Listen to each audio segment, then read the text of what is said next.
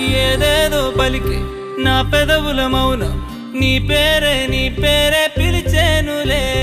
నీ పిచ్చితోనే అల్లాడే ప్రాణం నిన్నేలే తలచేనులే.